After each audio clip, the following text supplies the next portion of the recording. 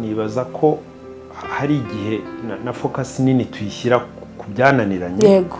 Icyo ni ikibazo nibaza ko tukwiye gukemura kuko ntago kugeza ubu ngubu mu Rwanda abatandukana bari baruta abakomeza kubana. Twakagombye kutareba gutabara cyangwa kubuza divorce, ahubwo twakashyize imbaraga nyinshi mu gutegura abantu kubana cyangwa kutabana. Okay. Ako kantu nabonye ari ikibazo kinini dufite muri societe yacu. Societe yacu n'izindi wenda ariko reka tuvuge yacu. Abantu batangira gutekereza kwiga umubano, batangira gutekereza ni bake cyane babikora, ariko n'ababikora babikora bamaze kubona abafiyanse. Kimwe ngo babakora ubukwe. Kandi chapter 1 mu kwiga kubana yakagombye kumenya guhitamo. Igihango gikorwa no kuba habayeho ubwumvikane, hakabaho n'amaraso. Igihango kuva kera no mu Rwanda mu mico yacu niko byagiye. Urumva nta bihango tukigira muri mariage z'ubu. Niba hagomba kuzamo amaraso. Ubundi hagomba kuzamo amaraso, ni nayo mpamvu nyine guri umudamu kuntu Imana yamuremye. Hari hymen ikintu ikora, hari akamambrane kaba mu myanya y'ibanga ye gatuma nyine ayo maraso abaho, ariyo sealinga ubundi ariyo yemeza ko habayeho igihango. Noneho ubwo igihango umuntu aba yaragiye. None se wari uri hehe kayaka? Givurumvaga cya gihango. Wanza mfunguye akandi kantu. Wanza akandi kantu mfunguye. Hari irindi dirishya mfunguye, hari tab mfunguye kuri.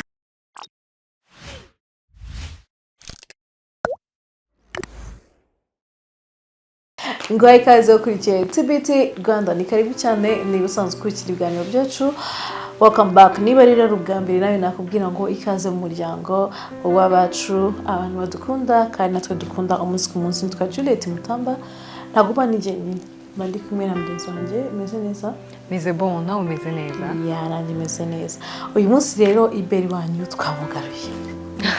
Abantu baratubwiye ndaza no kubakorera agashya cemo nko mu comment tumwe na tumwe abantu bashakaga ibera like hari n'umuntu wavuze ngo bagahura face to face. Yeah, afite ikibazo ashaka kumuganira. Uri kuvuga uwawe nanjye mfite kuvuga umukobwa. Njye ndi kuri current. Wami ibere kandi ibere yavuze ko ari married with kids. Ngera rimbuzi wa musaba ibintu bibiri bitandukanye. Uyafite uwari kuvuga wamufashe. Nanjye mfite uwanje. Wowe ahantu bigejeje. Wanje yateye ubwoba.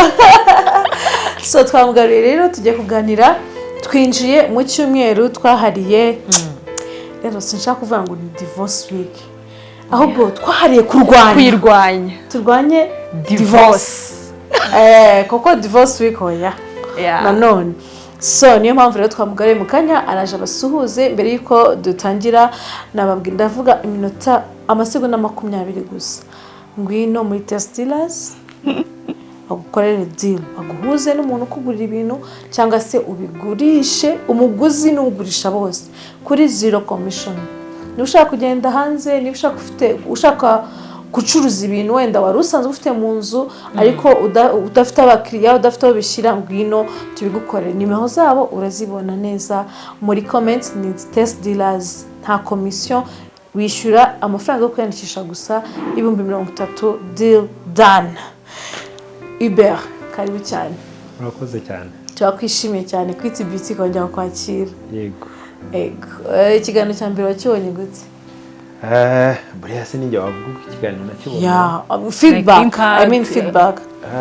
Feedback ntekereza ko kuko tuba tuvuga ibintu bikora ku bantu bya buri munsi, abantu nyine hari icyo bibafasha. Burya relationship akenshi ibibazo bikunda kuba nuko abantu baba batazi ibibabaho. Burya abantu bagize gusobanukirwamo gake wenda ntibivanaho ibibazo, ariko byoroshya cyangwa bigafasha kuba umuntu yabivamo, kuko abanyarwanda banavuga ngo ibuye ryagaragaye ntibaricisha isuka. Ndetse nakundiye cyambere na mbere n'ukuntu uza muri comments agasubiza buri muntu wese. Wow. None si ikiganiro nicyo tugikorera abantu. Urumva tuba tuvuga ubundi bakabaye bahari bakubaza ugasubiza. Iyo abantu babaje rero wakoze ikiganiro banibaza ko that's the list uba ugomba gukora, kuko nicyo mpamvu wakoze ikiganiro kugira ngo ugire icyo ubwira abantu kuko batari bahari. Rero nibaza ko kutabasubiza iyo umuntu abona nyakanya ubwo kiganiro baba bagikoreye iki se, niba nyine abantu bafite ibibazo cyangwa bagira icyo babivugaho ntubahe feedback. Kuri njye mba numva atari nicyo kintu cyangwa umuntu yagombye gukora niba yemeje gukora ikiganiro. Yagombye kuko ikiganiro at the end of the day twe tuba tukikorera, tuba tugikorera abagikurikira. Nanashimira ababaza ibibazo, nanashimira abagira comment. It's okay no kutizagreeing ukavuga iti byuyu mutipe arimo aravuga simbyemera. Byibuze biha umuntu opportunity yo gusobanurira cyangwa tukagera naho twemeranya ko ibintu tutabibona kimwe. That's part of life. So ushize rero twari turi muri relationship week, ubu noneho twinjiye ni divorce. Ni anti divorce. Mise nibuka club anti sida. Impamvu twatekereje kino cyumweru hari nuza imibare yasohotse ngira ngo nanayikongereje ariko niyo muri 2019 ariko nayo iri crazy. Urebye ahantu ukuntu byiyongere mu gihe gito cyane. Ubu ngubu ntago turi updated, tumva batari basohora indi ya nyuma ya 2019 ntago bari bayisohora, ariko divorce yariyongereye cyane mu Rwanda.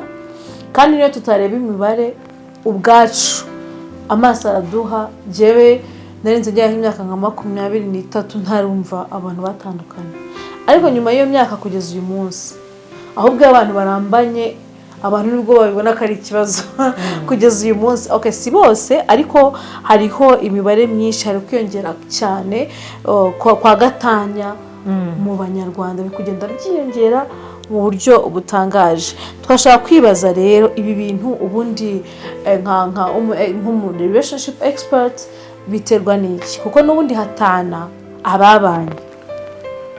Imibare wenda irakabije nibyo, ariko nibaza ko hari igihe na focus nini tuyishyira ku byananiranye. Yego, icyo ni ikibazo nibaza ko tukwiye gukemura kuko ntago kugeza ubu ngubu mu Rwanda abatandukana bari baruta abakomeza kubana. Yego, icyo ngicyo reka tubanze tugiclarifying kuko nyine abajya hanze ibisohoka mu itangazamakuru, impamvu uyu munsi utekereza ko byabaye byinshi cyane nubwo ari byinshi ni ukubera izo za social media. Buriya rero hari ikintu kibi cyangwa amakuru mabi arihuta kurusha amakuru meza. Je navugaga mu mwaka umwe yego biyongere 18 n'ibice bingahe, 18 n'ibice bine. Yego, icyo rero nyine gituruka uko kwiyongera bituruka ku kuba abantu batekereza ngo divorce zabaye nyinshi cyane, bituma byiyongera. Ndagusobanura ukuntu bigenda. Umutwe w'umuntu ukuntu ukoze, iyo abantu barimo barakora ikintu cyane kiba cyatangiye kuba standard cyangwa norm. Yego, iyo abantu barimo baratekereza no kuvuga ngo suko uyu munsi abantu bafite ibibazo biruta cyane iby'abantu bagiraga umwaka ushize.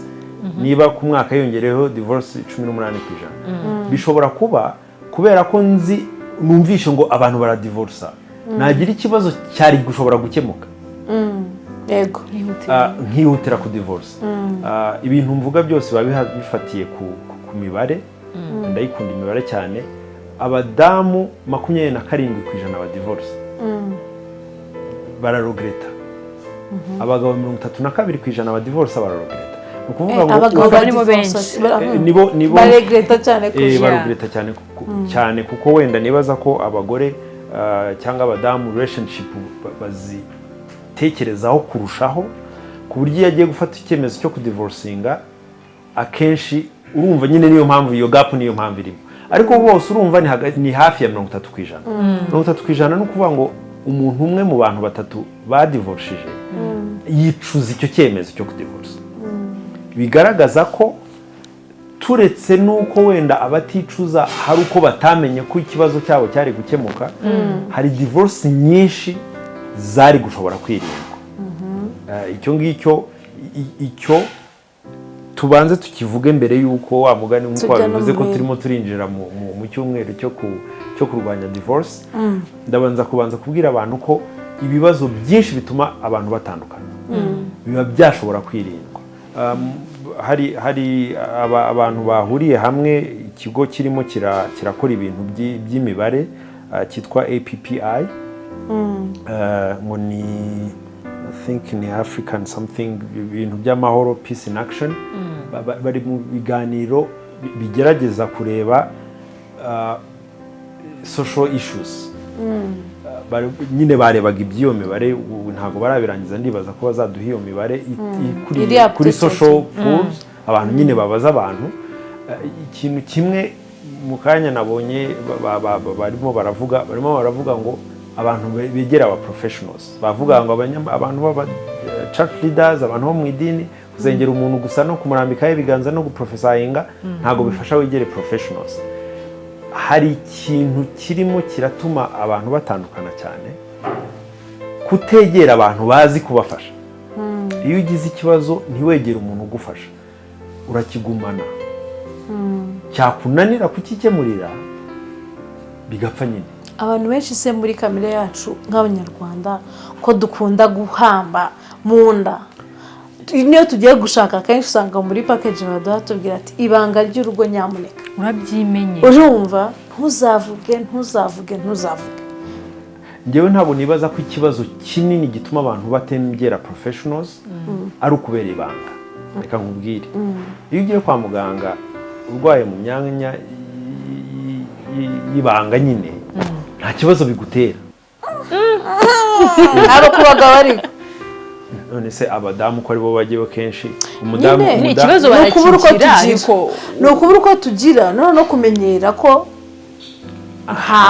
kumenyera ko ntacyo bitwaye aho ngaho none kumva yuko ukeneye gufasha urumva ikibazo ariko mu by'ukuri agasoni kaba karimo gakeya. Oya isoni yo ni ibisanzwe, ariko icyo nashaka kuvuga nuko nta muntu utekereza ngo sinjya kwa muganga ngo kubera ko bari buze kundeba. Sibyo yo kwa muganga ushaka kwivuza kire kutarwaye kutarimo kubabara. Iyo urwaye ukeneye kujyayo cyangwa hari check bagomba gukora ujyayo nubwo ugiye nyine kwiyambura ubusa. Impamvu ndimo ndabivuga nuko ikibazo nuko ahubwo abantu benshi giye tumaze kuvugana na feedback ngira ni abantu tuganiriye nyuma arambwira ati rero ati buriya natekereza ko nta muntu washobora kunyigisha kubana n'undi. Ati se ngewe nakundanye n'umuntu natekerezaga ko abantu nuko batekereza, wowe uraza kunyigisha gukundana, wanyigisha gukundana guteze. Ni ukubera ko abantu benshi batekereza ko imibanire wowe uyikorera ntabwo ukeneye ubufasha.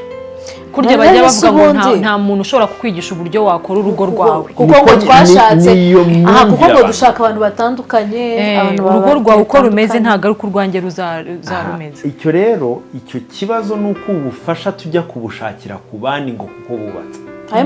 Hari n'ababushakira ku basenye noneho ukajya kugisha inama umuntu wasenye. Icyo nashaka kuvuga ni uko iyo ugiye kuri mu professional ntabwo uba umugiyeho kubera uburyo yubatse, uba umugiyeho kubera ubumenyi. Iyo niyo point nari ngiye gukora. Urumva abantu benshi aravuga ngo urabona ngo umuntu wanjye twigeze kuganira n'umuntu arambwira ngo urumva nyine ngo pare wanjye niwe wamfashaga ngo urumva nkamaze imyaka 30 yubatse. Nyine amaze imyaka 30 yubatse ariko urugo rwe rutandukanye n'urwawe. Iyo ugiye kureba umu professional wabyize ntabwo ujya kureba umudokiteri kubera ko yarwaye indwara igihe kinini. I know. Ujya kureba umu professional iyo ufite ikibazo cy'ubuzima kubera ko yabyize azi ikibazo cyawe akaba yagufasha kugifixa. Urwaye umutwe ni wowe urwaye, ukajya kureba umuntu ukamubwira uti mfasha, akamenya impamvu wagize umutwe akagufasha. Niyo ugiye kureba umu professional mu bya relationship rero atarufatiye ku myaka ye, icyo kibazo abantu benshi bakunda kukimbaza. Ngo uravuga ngo relationship expert ngo umaze imyaka ingahe mu rugo ku buryo nabwo nta hantu hamwe uhuriye n'imyaka buretse ko nayo nyifite. Kimwe nka kwa kundi doctor ashaka kwandikira ati ntuzanywe itabi wagahita soka akarimwe bitewe n'ikibazo cyawe. Urumva rero icyo ngicyo ni ikintu nabonye abantu bakeneye gusobanukirwa. Hari ibibazo byinshi birimo biratuma iyo mibare yiyongera byakemuka.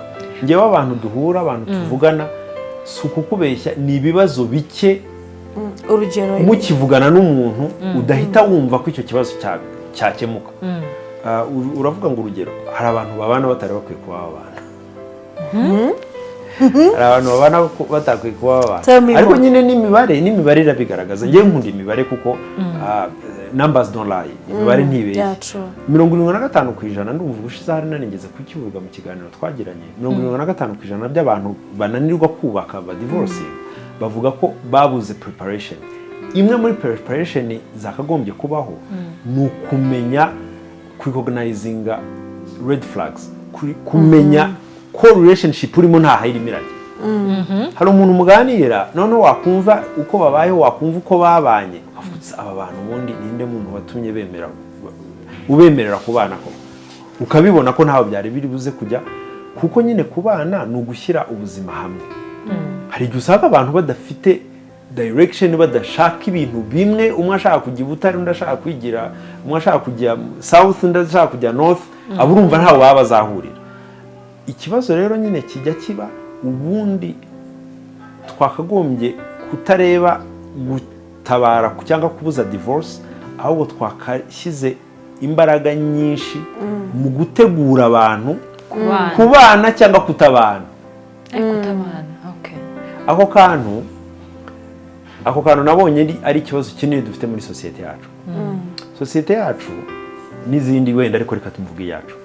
Abantu batangira gutekereza kwiga umubano, batangira gutekereza, ni bake cyane babikora, ariko n'ababikora babikora bamaze kubona abafiyanse kimwe ngo babakora ubukwe. Kandi chapter 1 mu kwiga kubana yakagombye kumenya guhitamo. Ni ukuvuga ngo ugiye kujya kwiga kubana n'umuntu, icyangombwa wakagombye kwiga kumenya guhitamo cyaramaze kuvaho. Hari nk'ababibyize twaranabanye ahubwo tukiga kubana kandi tuba aho ngaho uri muri firefighting mode, icyo yitwa firefighting mode. Wagiye kuba pompi, umuriro wamaze kwaka, urimo urarwana no kuzimya umuriro. Oya, ushaka kutanatse ariko avuga uti let me take like this. Reka nkubwize wowe uri special. Niba waragiye kujya kwiga nta kibazo kiraba, ni byiza cyane abantu bashoboye kubibaho, ariko urumva nabwo hari ikintu uba waramaze gusimbuka. Yego, kuko foundation cyangwa step ya mbere yo kwiga kubana yagombye kwiga kumenya uwo mugomba kubana. Iyo rero ni challenge nimo ndanaha n'abategura ama churches, organizations zitegura abantu kubana. Dutangire twigisha abantu kubana, dutangire dukangurira abantu kwiga kubana neza bataragera igihe cyo gushaka. None se impamvu nkubwiye gutyo, nubwo wenda byarimo n'akablage, hari igihe usanga nko ku rusengero, insengero zimwe na zimwe abantu biga kubana biga nk'amezi 3. Ayo mezi 3 uza rimwe cyangwa 2 mu cyumweru. Birimo kubyumva bara inshuro wize ni zingahe mu mezi 3? Ni 6 wize kabiri. Muri izo 6 ntabwo ushobora kuramo imusiba cyangwa 2. Ubwo wize ni zingahe? Enye. Tayari ukabura rongo. Kandi uza kwiga deje ufite fiance uzana n'umugabo wawe mwaramaze kwiyandikisha mu rukiko. So no kuvuga ngo ni one way ticket uba wamaze no kwikata byarangiye. Iyo ngiyo nyine ni formality. Urumva ntaga akenshi ntabwo turaha agaciro. Again, societe yacu dutekereza ngo kubana ni automatic. Kumenya kubana neza ntago ariko bimeze. Ugomba ko bigenda biza gahoro gahoro. Ugomba kubyiga. Noneho wavugaga nko mu church, ntago kuba mukijijwe, kuba mukunda Imana, kuba musengera ahantu hamwe bivuga ko muzashobora kubana ni project. Ni nko gukora business. Abantu benshi bashaka gukora business neza, bigusaba kwiga gukora business. Utazi gukora business habaho business schools. Yego. None se hari umuntu ushobora kuza couple ishaka kukugana, sibyo? Wenda bataranambikana n'impeta, bakirimo kureba ko byakunda, bakaza mukaganira, ukagira ubwo butwari nk'umu expert ko kubabwira bati ntabwo byakunda. Ako si akazi kanjye, ntabwo akazi kanjye ari ukubabwira ngo ntabwo bizavamo. Akazi kanjye ni ukubaha knowledge ihagije no gusobanukirwa uburyo decision mukora ibe igifatiye ku bumenyi mwagize. Wenda narimbaje nabi wowe, hari abantu bari bagusanga ukavuga ati abantu urumva utayibabwira bakavuga ati iyi ntibizakunda biterwa na kadire turimo ariko hari kadire nyine nshobora kubabwira nti ngewe nkoze assessment yawe you are not going anywhere ntawe murimo murajya ndabibereka nyine kuko urabibereka reka nkwereke agahinda n'ibibazo bivamo biruta kubibabwira urabibabwira kuko urabibereka ntabwo bibabwira urabibereka mukabigendamo bitewe nyine navuze bitewe na kadire irimo yari kadire nk'iyari coaching nyine umukoci buriya akubwiza ukuri umukoci ashobora kukubwira ati wenda muri siporo akubwira ati turunga ntabwo uri nkunda umukino wa tenisi ujya ubona hari nka Nadal akavuga ngo ari forfait ntabwo azakina hari igihe coach amubwira ati nkurikije imyiteguro tumaze gukora it's better wowe ntujye muri uyu mukino ibyo rero ngewe nanjye kuba ngo nagize umwaku ibi bintu nabigiyemo rimwe na rimwe cyane cyane no gutegura nigeze kubera pare abantu babiri muri bo barasenya noneho birambabaza cyane ariko ikintu nabonye hagati yabo bombi nabereye pare ingo zikabananira nyuma nasanze narababeraga pare by'amafoto nanjye urumva ibyo nari ntaratangira kubikora nari ntarabiha agaciro kanini nza gusanga bombi numvise stories zabo nyuma byabananiye ndavuga se ahubwo aba bantu nabahagaze iruhande nde nsanga batari bakwiye kuba barabaye aho niho nabonye agahinda na stress n'ibintu byavuyemo kuko nari mbari hafi ubwo navuze aba bantu nagakwiye kuba naramenye stories zabo naramenye impamvu bagiye kubana impamvu bagiye gukora ubukwe mbere nkabwanira mwe muretse ni mu byihorere biraruta kubyihorera urarira nyine ukikaruma ugakomeza ubuzima kurusha kuzajyamo nigeze kubwira abantu nta muntu nari nabona yishwe no kudashaka ariko abantu benshi bapfira mu ngo nta muntu wari wapfa avuga ngo umuntu yazize iki abantu ngo yabuze umugore gupfa byo guhera gupfa bagamuha cyangwa gupfa ariko ushobora gupfa mu bundi buryo nta muntu nzi wenda barahari ariko ntawe ndamenya ntawe ndabona warwaye nta n'uwo nakugana kubwira ati kubera ko yabuze umugabo cyangwa yabuze umugore apana no kumubura kubera ko atashaka gusa nta muryango afite kandi ari nyine ntabwo mvuze ngo si ikibazo simvuze ngo si ikibazo ndavuga ko nta muntu urapfa ngo tumuhande ngo tumujyane i Rusororo tuvuga ngo uyu muntu yazize ko atashaka bararenze ariko ntibarapfa ariko tuzi benshi twajyanye mw'irimbi kubera urushaka icyo ngicyo reka tubanze tucyemeranye uvuga ngo aho kugira ngo ushake nabi abazungu bo abafaransa baravuga ngo mieux vaut être seul que mal accompagné birarutwa kuba wenyine kurusha kubana n'umuntu udakwiye ibyo rero rwose ngewe ntabwo nabitinya kukubwira ndabona ntawe urimo birajya man of fact n'imibare irabagaragaza ngo 75% by'abagore against 58% by'abagabo bahitamo kuba bonyine aho kuba muri relationship ku isi yose aho ni ku isi abo bagabo mu Rwanda ariko ntabwo byakunda 58 sinzi urumva imibare abagabo kubaho badafite abagore ntabwo bahitamo kuba wenyine aho kuba muri unhappy relationship sinzi niba murabyumva ni ukuvuga ngo ibyo navugaga ni uko abagore 78% ahitamo kuba yaba ari wenyine aho kuba muri relationship mu gihe kirekire gutese ubuzima bwe bwose nyine relationship mbi ni ukuvuga ngo umubajije utaho kugira ngo nguhe umugabo aguhangayikisha uvuga ngo rero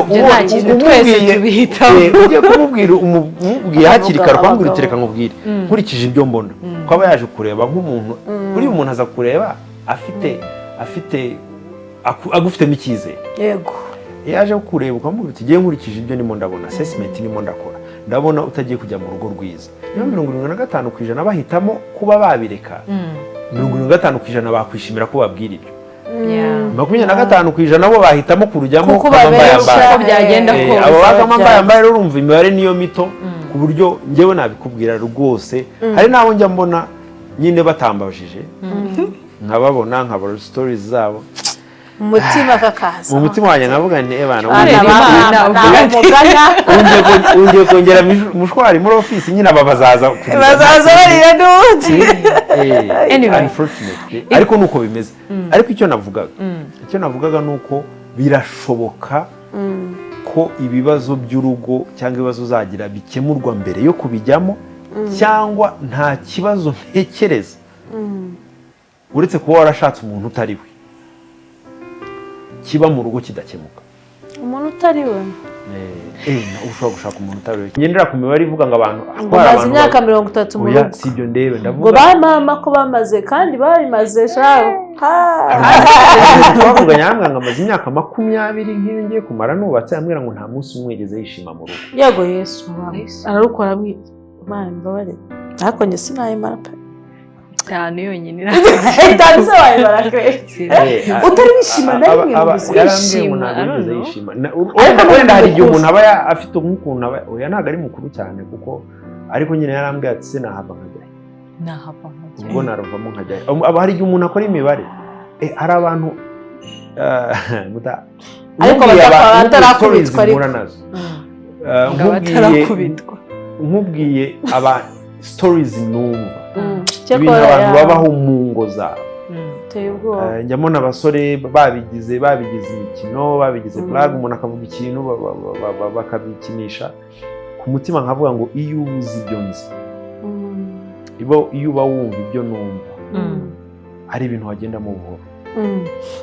Wenda reka duhite twinjira kuri ntuza kuri turabizi ko uri umuntu w'Imana cyane uri umukozi w'Imana ndashaka kubaza hari ntuza deba ikunda kuba mu churches yo habaye ibiganiro nk'ibyo byo kubaka urugo ikibazo gihora kigaruka wenda simfite imibare wamugani wawe ariko nshaka guhereza ingero z'ahantu nka 3-4 ikibazo gikunda kubazwa abashumba cyane ni ikibazo kivuga ngo ese divorce umukristo iremewe cyangwa se niki Bibiliya ivuga kuri divorce ese umuntu yapfira mu rugo kubera yuko divorce itemewe ibyo ni ibibazo biza bikurikiranye gutya rwose bikunda kubazwa cyane muri relationship seminars.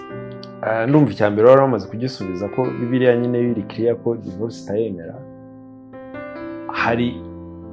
Hari deba ebyiri cyangwa hari ibibazo bibiri turimo turibaza kubera ko mbajije ibya Bibiliya reka tuvuge icyo Bibiliya ivuga ibyo ngibyo ntabwo ari Bibiliya urimo urabivuga ni icyo Bibiliya ivuga utemera Bibiliya nta kibazo abashyizeho mute abyumva ariko ntabwo bimureba cyangwa simbutse ntabwo bimureba ibyo tugiye kuvuga ntibimureba tugiye kuvuga umuntu ushaka kubaka urugo agendeye ku by'Imana ivuga impamvu aka kantu ngomba kubanza kukongeraho nuko iyo wizera Imana iyo ugendera mu bintu by'Imana first of all ntabwo Imana ishaka kuba mu rugo rubi yego iyo Imana itemera ikintu nuko ikubwira ko ushobora kugifixa icyo ngicyo tubanza tucyumvikane njyewe biranantangaza kubera ko icyo tutakivuga ariko Imana irashaka ko tunezerwa n'urugo Bibiliya iravuga ngo unezerwe n'umugore wo mu buto bwawe unezerwe Imana irashaka unezerwa mu rugo icyo ngicyo tubanza tucyemeranye mbere yo gusubiza icyo kibazo cyawe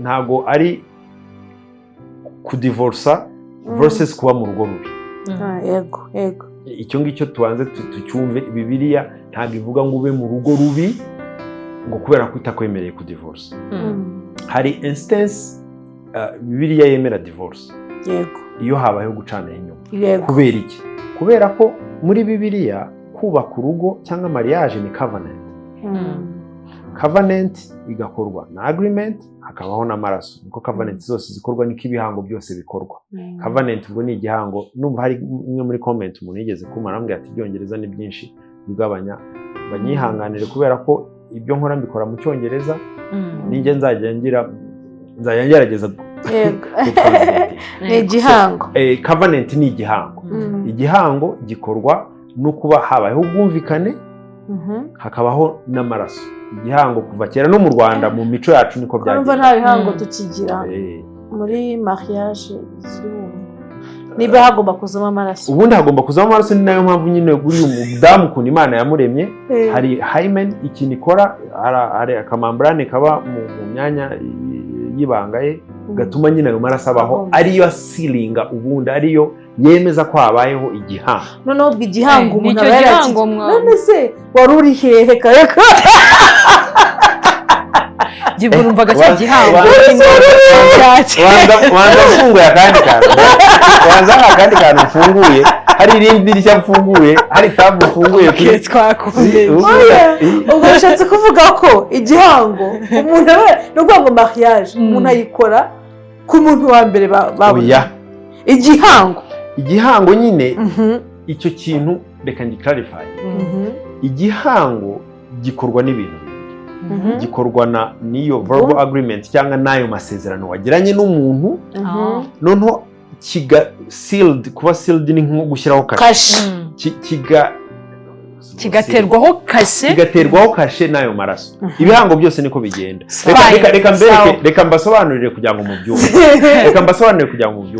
iyo urwo rupapuro rw'umuhondo rusohotse hano mu Rwanda bakavuga ngo president yapointinze umuntu kumugira umuminisitiri urwo rupapuro ni nka ya masezerano mwagiranye ariko umuntu ntabwo atangira kuba minisitiri atararahira sinzi niba murimo muranyumva umuntu noneho ugiye ugafata idarapo ukarirahiraho ariko batarigeze bakwapointinga ni icyaha oya si kuvuga ngo ari icyaha ariko ntabwo uba minisitiri yego nyine kugira ngo ube minisitiri cyangwa kugira ngo ujye mu mwanya ibyo bibiri bigomba guhura none se kimwe muri ibyo rero ntabwo gituma habaho iyo igihango n'igishobora yo tuve kuri yero pepa noneho tugaruke iwacu muri verbal agreement mu gihango cyanya iyo verbal agreement ikorwa saba abantu babiri bakora babiri niyo mpamvu iyo ugiye gusezerana yaba mu kiliziya yaba mu murenge ugomba kubanza kwemera n'amagambo yawe ubwawe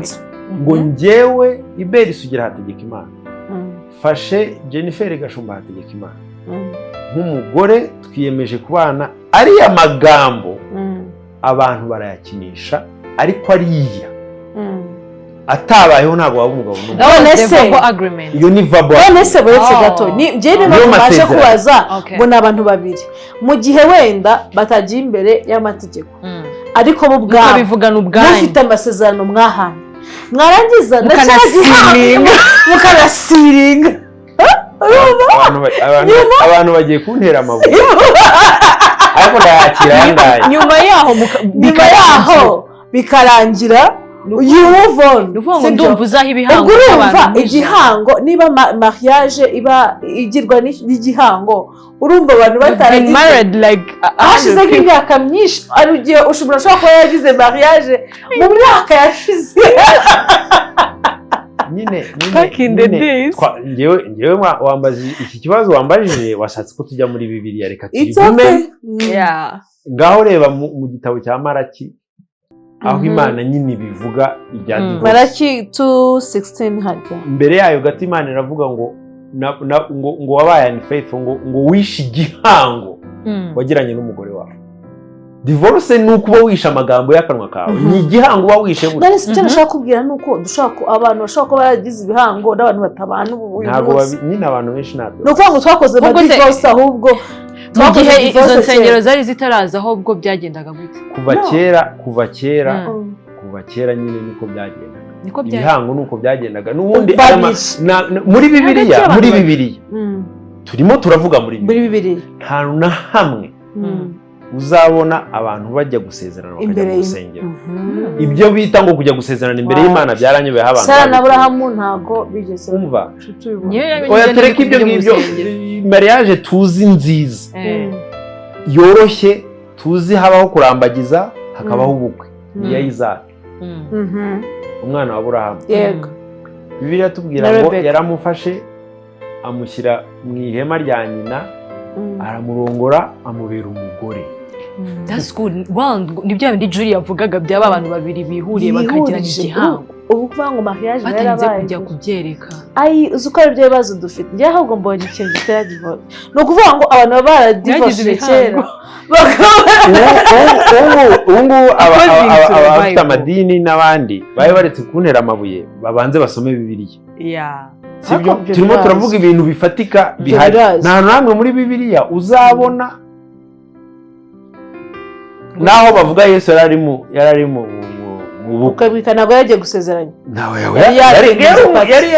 yari yaje kurya ibiro yari yaje kwateninga pati nta hantu hamwe uzabona no mu isezerano rya kera nta hantu hamwe uzabona abantu bajya muri tempo bajya muri tente kujya gusezerana ntibibaho ahubwo numva zaraberaga mu mafamiye nyine habaga umuhango wo gusaba no gukwa ni ikintu cy'umuryango nibyo navugaga ni ikintu cy'umuryango ni ikintu kibera mu muryango ko gukwaho no muri Bible birimo reka mbahe story rero y'ukuntu ibi bintu byaje ibintu byo kuza mu nsengero ukuntu byaje muri century niyari yakangahe nyuma ya Yesu amaze kugenda aho imibonano mpuzabitsina yatangiye kubonwa nk'ikintu kibi ari naho tubivana mu kinyarwanda ko byitwa ngo ni ibishitani kera byari byiza cyane n'ubu ni byiza ndetse n'ibindi ariko religious people bananiwe kubikontaininga batangira kubizanamo connotation bitangira kuba ibintu bibi niyo mpamvu biri tabu tutabivuga ariko ubwo babikoraga mu buryo butari sawa nyine ariko noneho batangiye kujya bavuga ngo ni ibintu byanduye ni ibishitani nyine ngo byibuze nitujya gusenga ngo bakaduha umugisha ngo turamera nk'aho uwo mugisha ni nko kubisanctifying nk'ababyemerewe sinzi niba uri murabyumva niho byatangiye ko abantu batangiye kujya bajya gusezerana mu biriziya cyangwa mu nsengero donc kera anytime any day wumvaga ariko nyine ukumva agaciro k'ibyo bintu kuko ibyo ngibyo tugomba kubyumva none se kera nyine ko hakubaga ubukwe mu kintu reka tureke kujya mu mico y'abandi tuvuge mu muco nyarwanda mu muco nyarwanda abantu barongoranaga umubyeyi iyo mu miryango yabaga yamaze kumuguha baramuguhekeraga amara kuguhekera iyo bamukuzaniraga bazaga no kubyumva ntabwo byabaga ari ibintu mu muco wacu ntabwo byari tabu abantu barazaga bakaba bari inyuma bumva niba yagenze neza oya mu gitondo muramukazi wawe niwe wasasa akaza kugaragaza kugira ngo arebe niba cya gihango cyaba cyagaragaye umukobwa wasanga nta gihango akaba ikintu cyitwa igihonono boherezaga ahubwo ngo baragihagamo ngo niba yivu hari ikintu cy'igiti ikibonobono niba ntibeshye cyo ku gitoki ni ubwoko bw'igiti ikibonobono I think ni ubwoko bwa plant iwabo w'umuhungu baboherezaga iwabo w'umukobwa bashaka kubabwira ngo mwaduhaye ikintu byabaga ari igisebo ejo bundi hari umuntu nigeze kubona kuri Twitter uvuga ko azi ibintu by'umuco ariko avuga ibintu bitari byo bazajya gutakira mu muco nyarwanda niko byari bimeze ibyo byose ndimo ndabibabwira nkubwira ko nta hantu babaga bagiye ngo bagiye ku mushefu wenda kera nta murenge wabaga ko habaga abashefu ibyo bintu byari family matter ariko urumva yuko abakobwa b'icyo gihe n'abahungu b'icyo gihe bifataga sibyo kandi no bakabikora mu gihe ababyeyi babo yes no gukora mariage babikoraga ku gihe bafite imyaka mikeya cyane bisobanuye ngo nta busambanyi bwinshi budafite gato na hato bwari buhari nk'iki gihe nibaza ko doctrine yo kuvuga kujya gusezerana ari ikintu nyine eglise yashyizeho atari uko kiri muri Bible ariko kugira ngo habeho discipline kandi numva nta kibazo bitwaye none se discipline yajeho well and good oya doctrine y'itorero sibyo ishobora kuba wenda bitameze neza cyane ariko iyo bitaza kubaho byari kuba bibi cyane nanone oya ntabwo nemeranya nawe kubera impamvu imwe Imana ntabwo yabuze ubwenge ntabwo yabuze ubwenge ngo tuvuge ngo hari icyo tugomba kongerera ku byo yamaze kuvuga n'ibyo yamaze ibyo dukora uyu munsi byose turetse mariage byose biri muri Bible ikintu cyose wakora ku isi ahangaha ntabwo ndimo ndavuga nka relationship expert ndimo ndavuga nk'umukozi w'Imana ikintu cyose wakora ku isi utubakiye ku mahame y'Imana ntabwo kizaba successful in the long run ikintu cyose twakora ku isi tutagendeye ku mahame y'Imana cyangwa tutagendeye ku by'Imana yateganyije ko dukorerwa cyangwa dukora, bizagira ingaruka sooner than later. Niko nizera ngewe. So mariage ntago yubakiye ku mahame y'Imana. Mariage tubakiye ku mahame y'Imana izagira ibibazo. I mean wedding, gusezeranya mu rusengero n'ibyo vuga. Oya gusa ntabwo biri muri Bibiliya. Ariko si nta nubwo ihabanya na Bibiliya. Ntabwo ari bibi ariko ntibyanditse muri Bibiliya. None si ibihabanya na Bibiliya? Kuko nibaza ko ikintu tuba twakoze ni inyongeragaciro. N'ubundi deja baba bagusabye, sibyo? Ibyo muri famille biba byawe, ntabwo ushobora gusezeranya famille itagize. Icyo tuba dukoze ni iki? Nk'umuryango ahubwo wungutse wa Gikristo, natwe tugusezeraho. Navuze ngo ni bibi. Ntabwo navuze ngo ni bibi. Gusa ntibiri muri Bibiliya, nanjye birabyemera. Icyo nimo ndavuga nuko hari igihe dushyira imbere ibintu bitari muri Bibiliya, ibiri muri Bibiliya tukabyirengagiza. Nicyo kibazo ufite kirimo. Ikibazo kinini kirimo suko kujya gusezerana imbere y'Imana. Narabikoze jewe n'umukobwa wanjye nzabikora, n'abahungu banjye nzabikora. Ntabwo ari ikibazo nkuko wabivuze, ni inyongeragaciro. Nta kibazo kirimo. Ikibazo kiba ko abantu batekereza ko hari ikintu special kizabera hari imbere. Umva nkubwire, ngewe hari couples uyu munsi yarasenyana fortune. Barabibonaga ko ntaho bajya, noneho bo mu mitwe yabo baravuga ngo urabizi ikintu gituma dufitanye ibibazo nuko tutarasezerana imbere y'Imana. Ibyo nimo ndakubwira is real. N'abantu nzi nakubwira ni amazina nkakwereka n'umwiro. Babihereye ibiryo gusa. Nicyo nimo ndakubwira. Ibyo bibaho cyane. Umuntu akabona za red flags nakubwiraga, ariko kuko mu mitwe yacu dutekereza ngo nujya imbere y'Imana ngo Imana izabiha umugisha.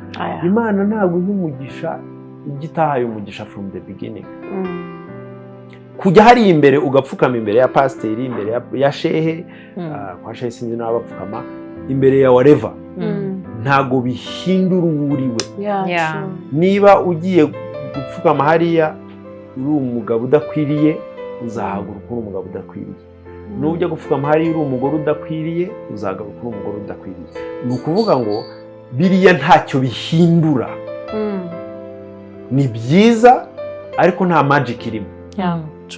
Hari akantu gatoya kire tukiri ku bintu byo kugira byasubije ko nigiriye mu bindi wadusubije. Nari ndakubwira ko Bible yo iri Bible ivuga ko divorce itayemera, ariko ntabwo ivuga kubaka nabi.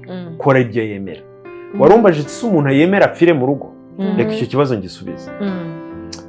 Mariage ntabwo ifite agaciro karuta ubuzima bwawe. Yego. Bibiliya yakwemera divorce itayemera. The law of life is stronger, bigger and more important than the law of marriage. Ubuzima bwawe wowe uri muranyumva buraruta urugo, kuko urugo kuba ururimo, kuba wubatse ni ukuriho. Niba ubuzima bwawe buri threatened, niba ubuzima bwawe buri in danger, wakwiruka. Ntago waguma ahantu ngo kubera ko uri umukristo ubona ubuzima bwawe buri in danger yo gupfa. Hatarimo gufasa kuki buri gihe bari ugupfa. Wari icyo kibazo wari wakimbaje navugaga ikibazo wambazaga. Iyo rero niba turimo turavuga ibintu by'Imana, ntago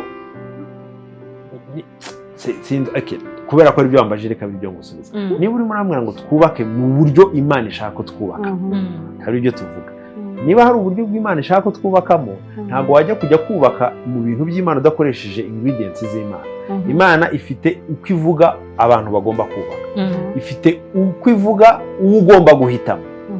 Ibyo byose nibyo nakubwiraga mbere yo kujya kuvuga ngo ngiye kujya kubaka ngo Imana ibihe umugisha.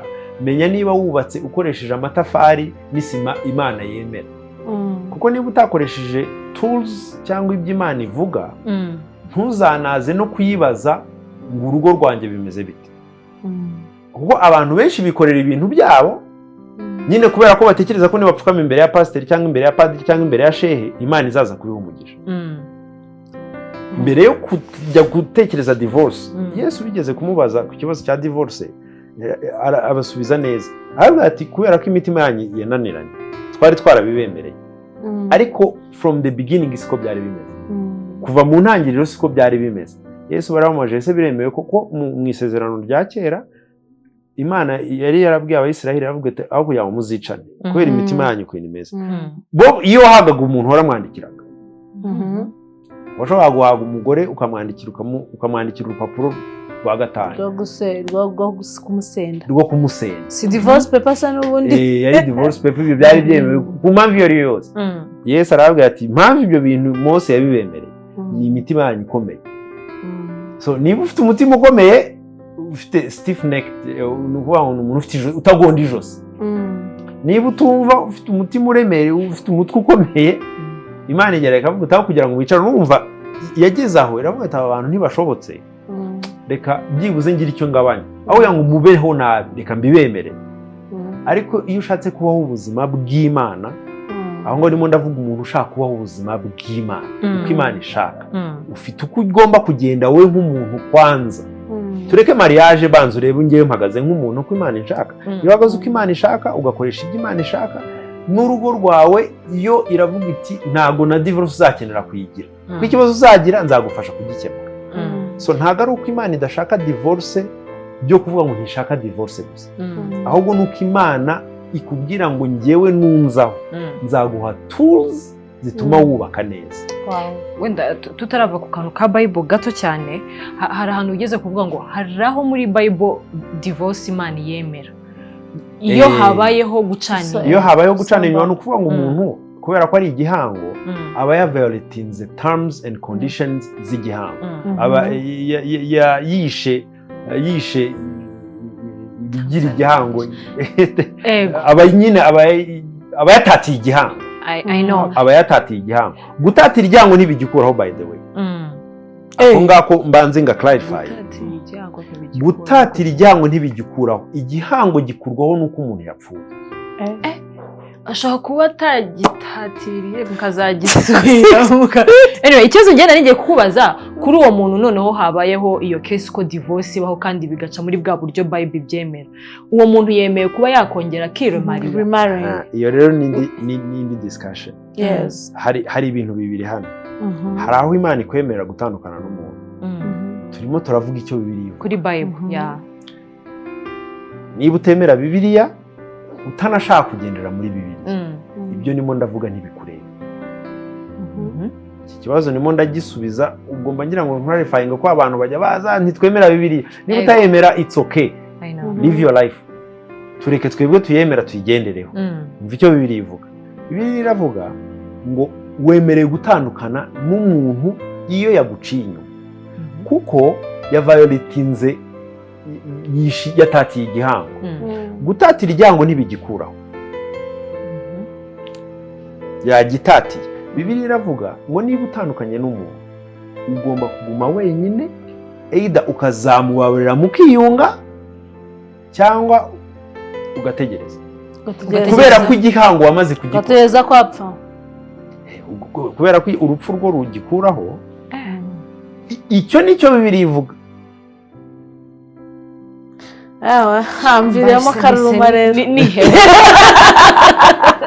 ariko rero nyine icyo ndimo ndababwira nago Bibiliya sinzi impamvu tugeraho wubatse uri umuntu ushaka kugendera muri Bibiliya nago ibi turimo turavuga ntago urinda uhagera icyo nicyo nshaka abantu bumva reka nkubwire wenda sometimes hari ibintu byinshi twitera sibyo nk'uko wabivuze ariko ibi uhagaze ku maguru yawe ntago yemera ko hari igihe umuntu akora fiançailles neza sibyo ariko akabana n'umuntu bamwihishamo ku buryo ari umuhanga mu guhisha ibi nakazabibona yaramaze kugera mu rugo kandi biri very dangerous ku buryo ubwo utarushobora nyine niyo mpamvu nakubwiye ahantu haragoye kuhavuga kuko turimo turakora ikiganiro cyumvwa n'abantu bose batagendera forcément ku byo turimo turavuga ariko abo ndimo ndabwira n'abantu bavuga ngo ngewe ibere sugira hategeka Imana nahaye ubuzima bwanjye Imana ndashaka kugendera ku byo Imana ivuga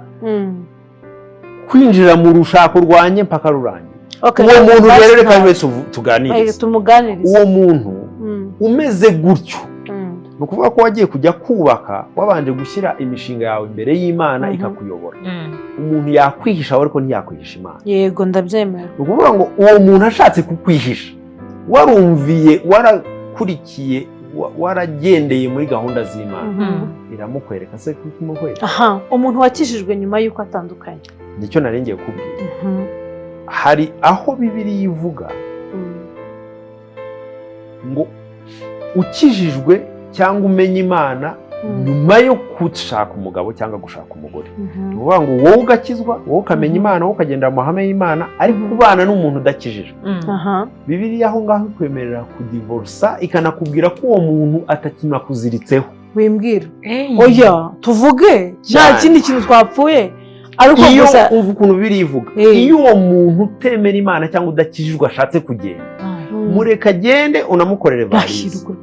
Ejo mu gitondo ushatse in case adashatse kugenda se ariko ukumva ntago aho niho Bibiliya yadutegeye. We yagenda ariko wowe kuza Imana izagufasha umwerera imbuto ariko washatse kugenda uzi impamvu Imana ibivuga nuko Imana idashaka kukuzirika ku muntu udashaka kugenda aho ushaka kujya.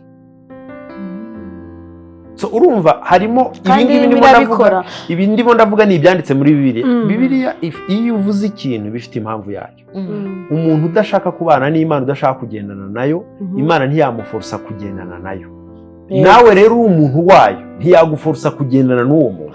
Kandi we nashaka kugenda we nashaka kugenda Bibiliya iravuga ngo you are no longer ariko urumva biri kuri we.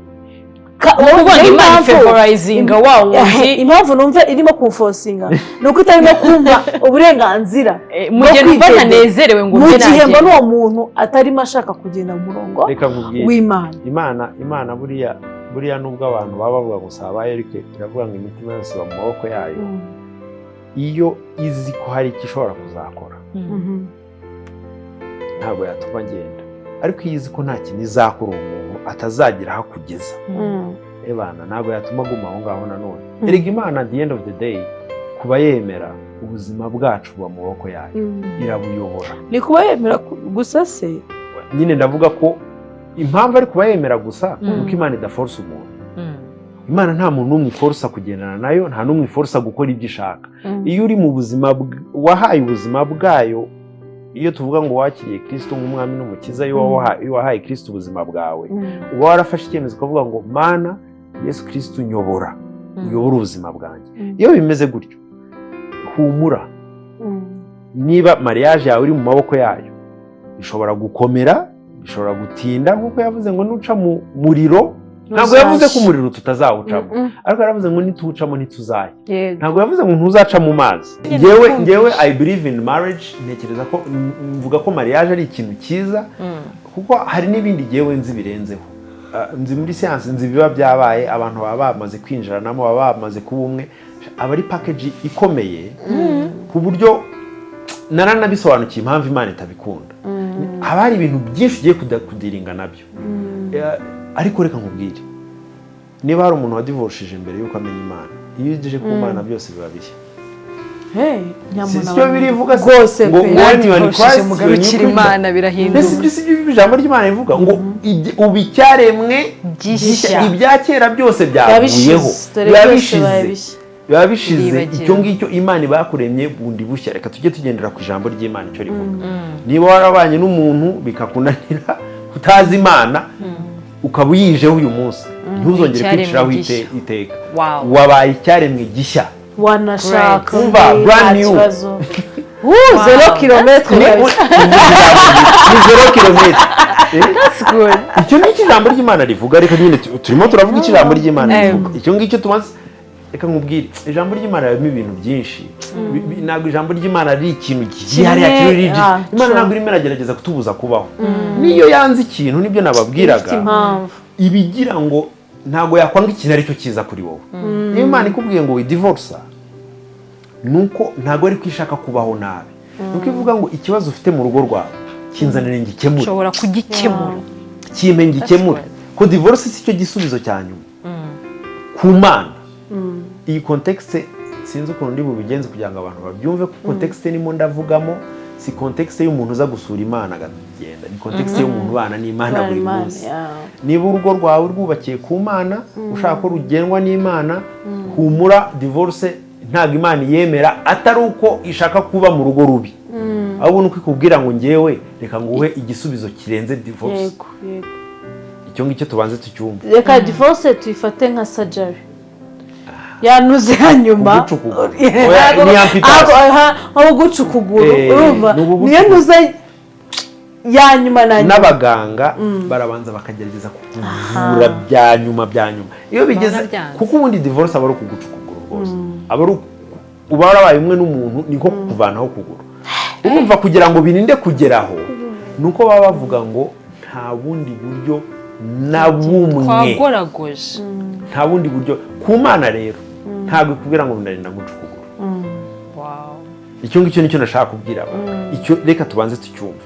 Ku Mana irakubwira ngo niba ukubwira aho yaba yageze hose, aho yaba yageze hose nshobora kugukiza. Bigeze nye naho Imana ivuga iti urabizi ukuguru ni bakureke kugenda.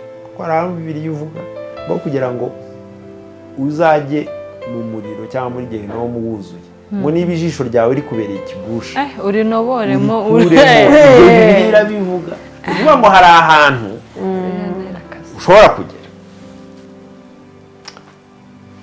Imana ikavuga iti uyu muntu muri kagende.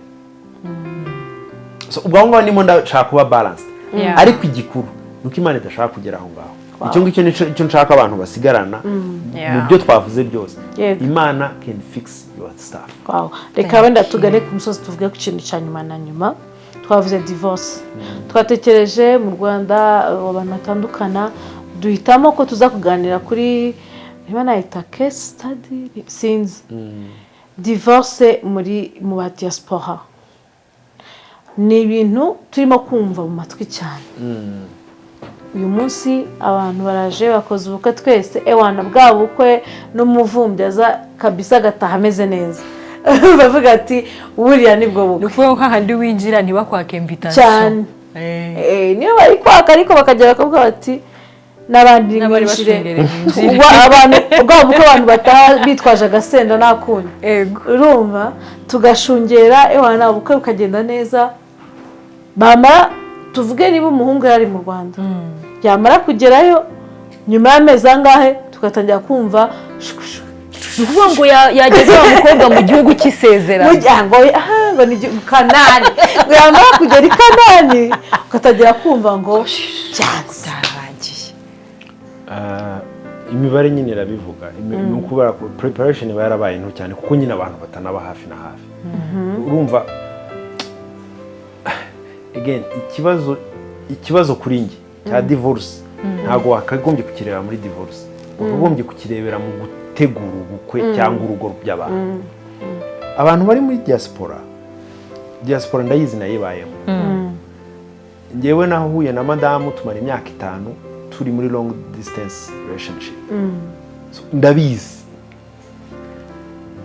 impamvu bashobora kuba bagira ibyo bintu byinshi nuko baba bafite umwanya muke wo kwitegura.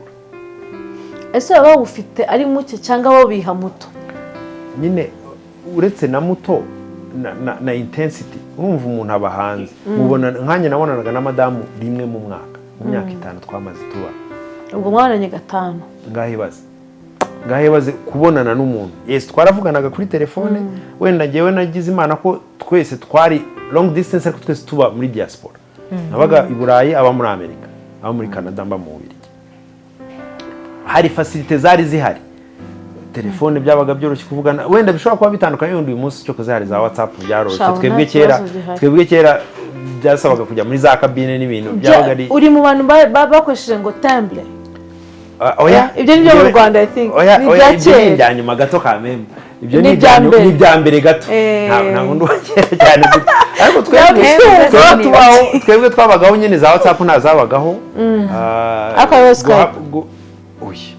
Skype na Instagram ya kera. Habagaho ikizi. Habagaho zatuvugane nk'uko zatuvugane. Ari muri Belgique nyine ubwo bagiraga ahantu bakajya guhamagara. Ibintu byitwa voice over IP ari byo bya Skype zatangiye kuza nyuma. voice over IP VoIP yaje nyuma. Skype ntabwo ari iya kera cyane.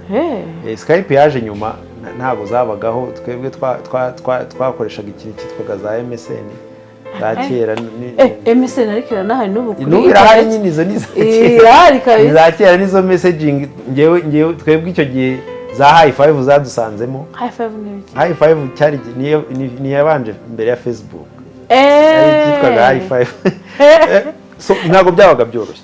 Icyo nimo ndabivugira nuko ni ubundi buryo bwa preparation burenze kuba abantu babana. Ikindi gishobora kuba gituma abantu muri diaspora basenya kurusha abantu babana nuko akenshi umuntu ugiye kuva mu Rwanda agiye kuba hanze ntago abaza ubuzima agiyemo. Icyo ni ikintu abantu bagomba kumenya, surtout kuba diaspora. Kuba diaspora, niba ugiye gushaka kubana n'umukobwa uri mu Rwanda, niba ugiye gushaka kubana n'umuhungu uri mu Rwanda, umenye ko ubuzima ubamo atabuzi. Afite uko abutekereza, akenshi butandukanye n'ubwanyu. Nonese ntibaganira njye ukazi muri nibi. Biragoye gusobanurira umuntu utarigeze uba ahantu. Reka nkwereke urugero rworoshye. Imbeho ibi Burayi mu gihe cya hiver, kwisobanurira umuntu utarayibayemo biragoye kuko ntago wabona uko umusobanurira. Uramubwira ngo ni muri frigo harakonje, muri frigo ni dogere enye. Muri Canada naho nabaga hajya haba -30, -30 munsi ya 0. Ibyo bintu nabigusobanura gute? Kandi ukajya ku kazi. Nanjye mba ndi gutirira gutese imvura iguye ngo babirangije ni muri dogere 10. Iyo hakonje sinzi ko zijya zinagira. Twebwe 10 twahita dupfa. Aho ni kuri za karisimba yarahero. Urumva rero muri frigo ni 4, burya frigo ni 4. Frigo isanzwe. Akaba muri minus. Urumva n'urugero wenda ubukonje bunye n'abantu barayifubika. Aho ndashaka kwereka ukuntu hari igihe bishobora kugorana. Ikindi abantu ba muri diaspora ntago tuzi kubwira abantu kuri kwa realite y'ubuzima. Akenshi icyo kintu rwose abantu bakimenye batabizi cyangwa ntago bakunda kubivuga, ntago bakunda kuvugisha ukuri. True. Hari umusore nigeze gukunda ujya posting utu video dusetsa, I think kwa muri Norvège arimo aravuga ngo kuri wango jouer. Oya nagarere type nundi uburi ko yafashe n'akavideo ka snow ya. Arimo arerekana aravuga ngo arimo aravuga reality. Izi reality abantu benshi nibazizi. Mukatwaka amafaranga. Ndabuzi.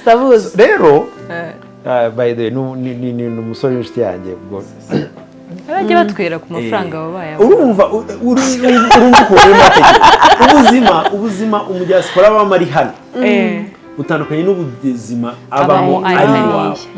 Agaba ari muri vacances. Abari muri vacances. Sinibaza ko hari ababikora babishaka, ariko hari n'ababitabitekereza ko umukobwa cyangwa umuhungu mugiye kubana image wamuhaye siyo yanyu. Sumva ko twahise Kanani mu gihugu cy'isezerano. Yewe tureke n'ubwo isezerano, ariko isezerano wumva ibyari byo. Kuko hari umuntu w'inshuti yanjye aba ahantu agendana imyenda mu modoka. Why? Akora ku manywa na nijoro. Agira shift yo ku manywa, akagira shift ya nijoro. Agasinzira nk'isaha mu modoka. Ava muri shift imyenda ifite mu ntuza, akagenda akabona ko yoga ahantu agakomeza ku kazi. Ubwo so umuntu yambaye imyaka ingahe? Nyine nicyo ndimo ndakubwira, uwo muntu abanye vacances. Sibyo? Akaza mu Rwanda. Akajya pompera champagne. Aba yarakoreye abayafite. Wenda ntatekereze kwibuka kubwira umusheri we kubwo buzima ari bwabaye. Ariko saba yabyibagiwe. Oya nagaruka yabyibagiwe. Yangana no kumuhamura. Ashobora kubikora, ariko urumva iyo Abanyarwanda bavuga ngo ntawe uhisha wahishaho. Uwo muntu niba muteganya kubana wakagombye kubimubwira. Ariko nanone ari igihe nyine uwo mukobwa ashobora kutabyumva cyangwa uwo muhungu ashobora kutabyumva kubera ko hari ikibazo atabyumvisha. Ushobora kubwira umuntu oya kutabyumva, kutabisobanukirwa cyangwa kutabiha agaciro. Kuko atarabibamo. Kutabiha agaciro. Ngewe am a very positive person. Ntabwo nkunda gutekerereza abantu ikibi cyane. Nkunda gutekereza ko ari uko hari ukuntu biba bitakunze ubwo nimo ndagerageza kubwira impamvu wenda divorce zishobora kuba nyinshi kuba diaspora ikindi tutakwirengagiza nuko nyine hari umuntu ushobora kukubeshya ko ashaka kubana nawe kandi ashaka ko umushipinga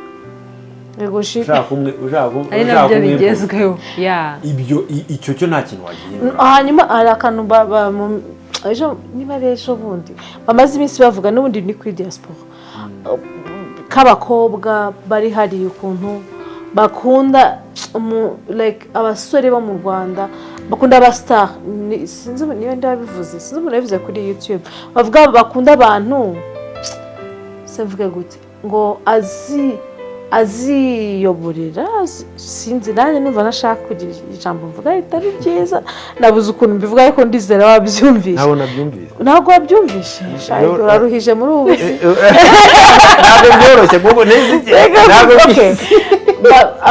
nk'abakobwa ariko nako reka mfate muri rusange n'abahungu nuko ashaka umuntu azazana akamworo agasa nkaho akamutwara uko yishakiye se nicyo ushaka kuvuga nibiba gutyo nanone ariko none se ko turimo turaganira ariko ngewe ngendera kuri fact ibintu tubivuga akamutwara uko yishakiye ntabwo uko yishakiye ariko bya bintu byano mu Rwanda batubwira kuganduka urumva hari n'iryo jambo hari n'abagore batarizi wenda bamwe bari hanze kuganduka bya bintu by'abantu bakuriye za mayaga ngo ari buze ugakuramo inkweto nyine urumva bya bintu urumva harimo nuza barimo state barimo nibyemera ariko nashaka umugabo sibyo wiboga wazaza ariko nta kindi kintu mu by'ukuri atari kuvuga ngo nuko bakundanye ni umusore mwiza abonye kuri Instagram yabonye kuri YouTube aramuzanye ariko nanone agomba kugendera ku murongo we ni urugero ku bakobwa wenda byo ubona nta kintu bigira birashoboka icyo cyo kirashoboka nyine ariko again nta nubwo icyo kibazo kiri muri diaspora gusa icyo kibazo kiri ahantu hose gushaka kubana n'umuntu mutabanje kwemeranya ku buryo mugiye kubana kubyemeranya no kuvuga ngo kumenya icyo we expectinga kumenya icyo ne expectinga expectations zitarizo unrealistic cyangwa utazi urumva nicyo nakubwiye ko akenshi ari uko abantu baba badafite amakuru ya nyayo wowe ngewe mba muri diaspora mba mu gihugu iki n'iki mfite ubuzima mbaho ubwo buzima butandukanye cyane n'ubwo umuntu w'i Kigali ikosa nshobora gukora ni ugushaka kukwereka kubera ko tutabana duhurira muri Instagram no ku mafoto gusa nshobora kubikontorora cyane nkaguhisha uwundi we cyangwa nawe ukampisha uriwe ibyo deja si ikibazo cy'abadiaspora icyo ni ikibazo cy'uko ariko ntabwo babihisha kuko no muri fiançailles reka wenda muvuge gutya kubera ko bafite income nini kuturusha nubwo amafaranga ubuzima conditions zigoye ariko amafaranga araboneka sibyo ugasanga umuhungu hano mu by'ukuri umukobwa niwe umutunze muri make buri kandi no mu kumutunga aramuyobora sinzi niba ubyumva aramubwira ati amafaranga nkohereje genda ukora ibi n'ibyo ukora ibi n'ibi ntabwo amwemera kuba umugabo umuhungu nawe agasubmitinga rwose akemera kuko azi ko uwo mukobwa aramurenze nyine akakomeza akagenda muri uwo murongo none yamara kugerayo nawe yabonye za opportunity ntabwo yemera ko umutwara kwa kundi wamutwaraga uri mu Rwanda bigahita byanga guhuza ubwo ngubwo niko bigenda koko urumva reka nkubwire njyewe ntawe nkunda kuvuga ikintu nafitiyeho amakuru adariho ivumbi afatika urumva kubera ko nta case nari nagira ubwo ibyo navugaga ni generals y'ibyo nzi nabayemo ariko nta case imeze gutyo nzi naba ngiye kuvuga nk'abantu bose kuko ndimo ndibaza uwo mukobwa we urimo urabizi ko wenda umuhungu kubera ko ari we wakoreye amafaranga ukayamwohereza ukamubwira icyo akora urabizi ko nagera aho ngaho nawe azakora wakwiexpectinga ko iyo dynamics izakomeza kumera gutyo aho no bavuga ko ikiba ariho ruzingiye kuko ntabizi ndimo ndatekereza kubyumva nkumva uwo mukobwa nawe nta cyangwa mu diaspora nawe yaba afite ikibazo cy'imyumvire kuko dynamics power dynamics mu mibereho cyangwa mu mibanire y'abantu ni ikintu gikomeye cyane ni ukuvuga ngo kumenya uko mujera ibintu kubera nihe hari imbaraga ziruta izindi ibyo ngibyo wenda sinshaka kwinjira mu bintu biri tekiniko cyane ariko mu mibanire y'abantu bibaho umuntu akaba yagira uko agenda bitewe n'uko afite uruvugiro cyangwa ntarwo afite icyo ngicyo kibaho mu mibanire y'abantu akenshi ikibazo usaba ari amafaranga ahubwo buriya amafaranga yexpose ikibazo gihari niba umukobwa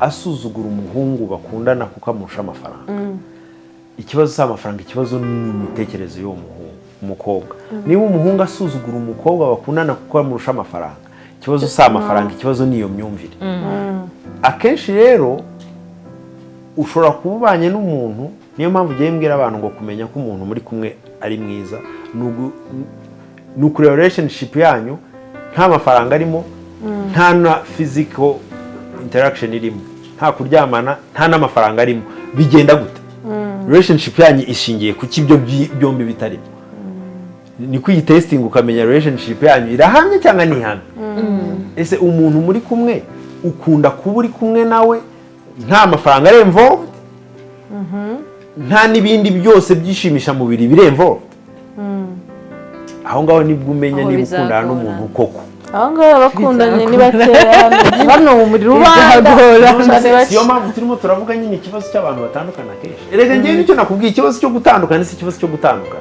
ikibazo cyo gutandukana njyewe ngikemurira mu mpamvu ituma abantu babana impamvu ituma abantu babana tudirinze nayo ikibazo cy'amarira ya divorce n'ibibazo bizana nabyo byagabanuka abantu bonyine bungukira muri divorce ni divorce lawyers n'abavoka n'abanyamategeko bayo nibo babyungukiramo nta muntu n'umwe wungukira muri divorce ari abubatse abana bo rero iyo bibegezeho umuntu wese udivorishije arakena aho yarari abura amafaranga twari dufite miliyoni 10 turi babiri iyo duciyemo kabiri umwe asigarana 5 undi asigarana 5 ko ari abana bakubise umubare uretse ko nabonye bitaramba imibare yose wakubise nabonye bitaramba ahubwo imibare yose wakubise uramanuka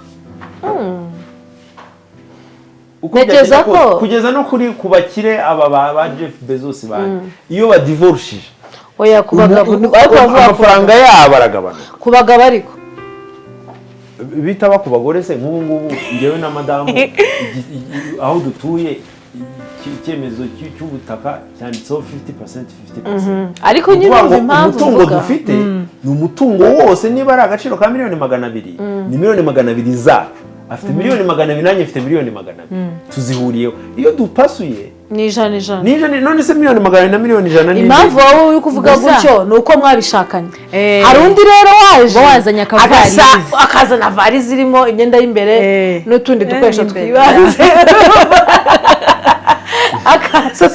agasanga za miliyoni 200 zigahita zimujyaho urumva nta access azifiteho kuko muri babiri ari nabyo bintu ni ukuri kandi birimo si imibare myinshi cyane ariko hari n'abashaka just for that reason ibyo ngibyo birashoboka ko rwose birahari ntabwo yabihakana ko bidahari ariko nyine nimwe nakubwiraga urumva ikibazo cya divorce ntabwo ari divorce ikibazo cya divorce ikibazo cya motivation abantu bagiye mu rugo bashaka iki uwo muntu waje gutyo ntabwo yaje kubaka yaje muri business abo ngabo reka twe kubataho umwanya uwo muntu waje muri business yaje mu bujura nyine ni business y'ubujura nyine ni ubujura nyine ubundi binagaragaye ko ushoboye kubiprova ko ibyo ariko byagenze hari ikintu sinzi amategeko y'u Rwanda ukuntu ameze ariko hari ikintu bita kwanira mariage bakavuga ko itabayeho nk'iyo i Burayi bamenye ko habayeho mariage en blanc ni ukuvuga ngo ni nko kuza hano nkakora business nkakora deal ngewe nawe nkakuzana nyine utari umugore wanjye ariko nkavuga ngo kugira ngo uze bagugufasha barayanira ntabwo bamuha divorce baravuga iyi mariage ntigeze baho ko n'ubundi nta mariage yigeze urumva hari ikintu cyitwa relation ya mariage sinzi condition terms and conditions zabyo ariko mu mategeko byose bibamo urumva icyo ntabwo aricyo turimo turavuga uwo ni umuntu waje afite icyo atagetinze avuga ati umuntu nk'uko ushobora no kuvuga uti yewe ntabwo ari ibintu nshaka ariko umukobwa wo kwa kanaka iwabo wangiye nabi ngiye kujya kumuteza bajya bareba amafilime ajya abaho nyine ubwo nibaza ko wenda no bishobora no kubaho biraba cyane cyane amateka yacu hano mu Rwanda barabikoze urumva rero ibyo ngibyo umuntu akaza kubana nawe akakwihishamo ashaka kukwanduza ashaka kukugirira nabi ibyo si byo turimo turavuga ibyo urumva ni ikindi kintu ariko mariage yabayeho umuntu mwakundanaga ari mariage ya nyayo nta yindi mipango nta yindi migambi iriho niyo ndimo ndagerageza kureba kuko na mariage umuntu ushatse kubana n'umunyadiaspora yishakira visa uwo nguwo ntabwo ariwe turimo turavuga ngewe ndimo ndavuga umuntu ariko ikibazo nuko ari bo bahari muri iyi minsi ubwo rero abo ngabo bigezweho ubwo ni ubujura bukoresheje amarangamutima bukoresheje n'ubushukanyi ubwo amategeko bazayashaka ibyo ngibyo buriya barenga amategeko bayashyiraho iyo hatangiye kubaho ibibazo byinshi ubwo ibyo nabyo bizageraho umuntu ashoboye gupuruva ko uko byagenze ubwo amategeko azagira ibindi afatira izindi ngamba afata icyo ngicyo reka twe kukivuga kuko nyine ni ikibazo turacyumva ni umuntu washatse gukora ubushukanyi ubwambuzi bwongerewe n'ubushukanyi ibintu nk'ibyo njyewe nari ndimo ndavuga ku bantu bakundana umwe ari muri diaspora undi ari hano mu Rwanda ibintu bakwirinda ibintu bareba kugira ngo badasenya banza umenye nk'umudiaspora kuzi mubamo umuntu uba mu Rwanda ntashobora kumusobanukirwa nudafata umwanya uhagije wo kumusobanurira ariko natwe ubuzima tubamo ntabwo bworoshye kubusobanura noneho rero nyine n'uri mu Rwanda nawe mufata umwanya wo gusobanurira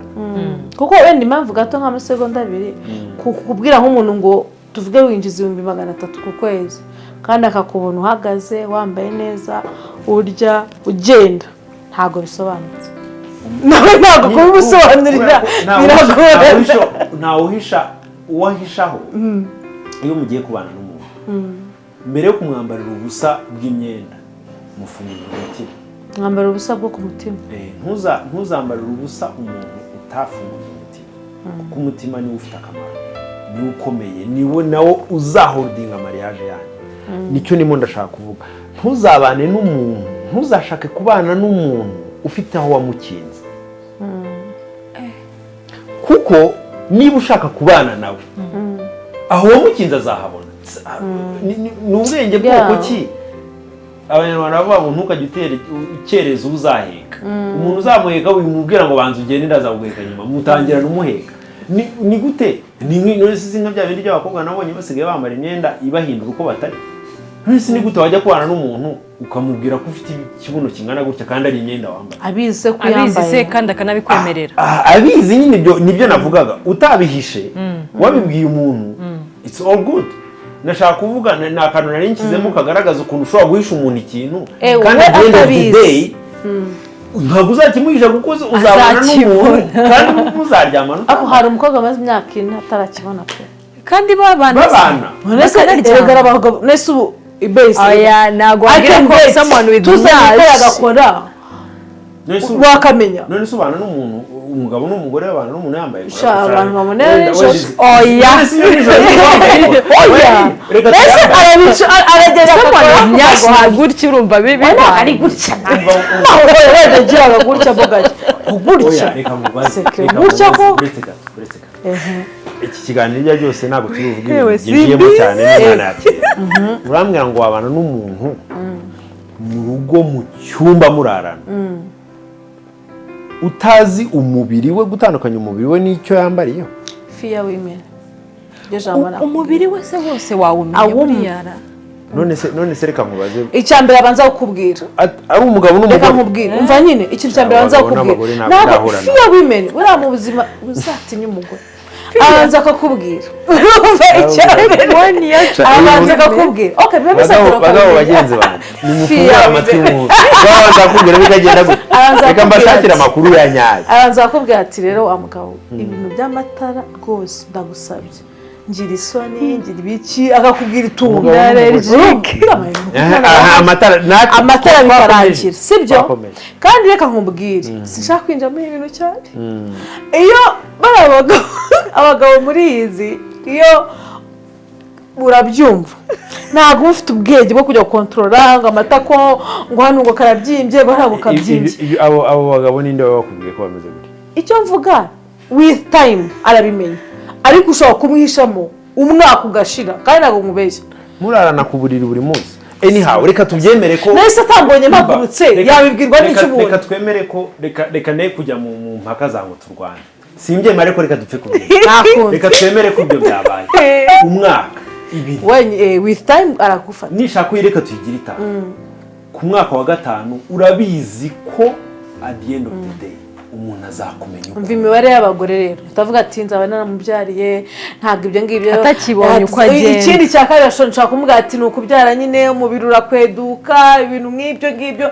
akabagore hakuswa mutaratumenya nyine nicyo nimo ndakubaza kuko njyewe ntabwo mvuga kubaka urugo njye nigisha kubaka urugo rwiza abantu turimo turagana njyewe uwo muntu ntabwo ari turimo turaganira uwo muntu aduhuye nta n'umwanya ngufitiye ariko uwo muntu ntabwo ari mubi ushaka gusanga atari mubi ari insekirite afite gusa insekirite nyine nicyo nakubwiye ubanza uyizane tubanze tuyikize mbere yo gushaka kuko uwo muntu wubakiye muri iyo insekirite ntabwo yubatse neza tureke kubaka uwo muntu ntabwo yishimiye uko ari ntabwo yiyakiriye uko ameze uko Imana yakuremye n'Imana yakuremye imanukiye gutya yihuta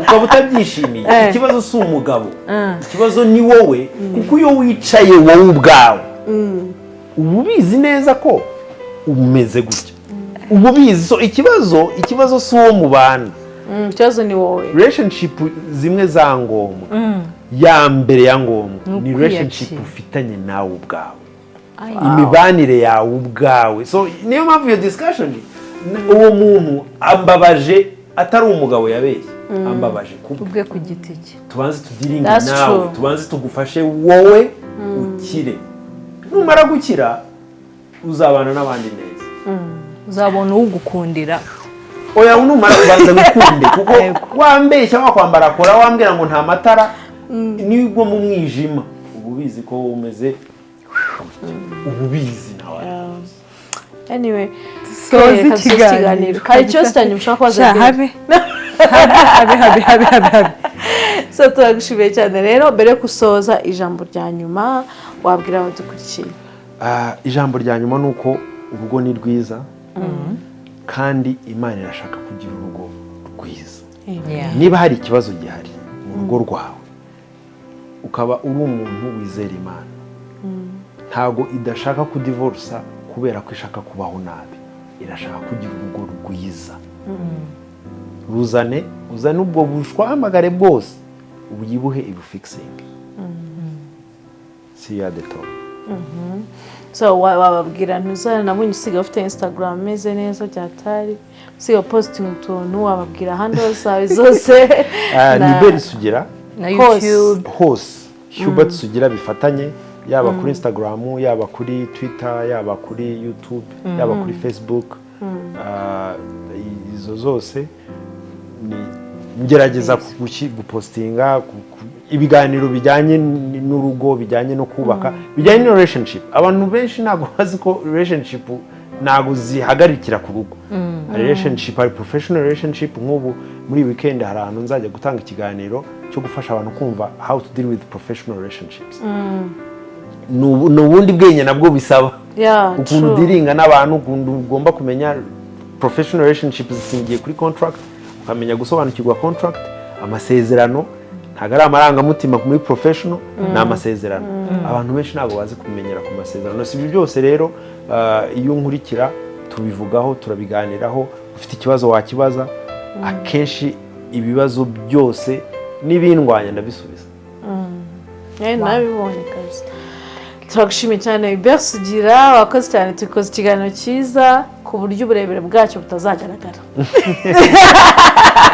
urakoze cyane anytime TBT Rwanda rero namwe turashimiye cyane abantu mwese dusuzanyije kino kiganiro mu by'ukuri twabonye ko hari abantu tujya dukora ibiganiro by'amasaha 2 ariko mugakomeza mukavuga muti ikiganiro kirangiye tutabishaka turashimiye cyane rero twizere ko kitabaye imfabusa nimba hari ikibazo ufite wakibaza muri comment ibera aragusubiza nta kibazo wakoze cyane Claire wakoze cyane nawe Julie TBT Rwanda nakagaruka ya Juliet Mutamba ciao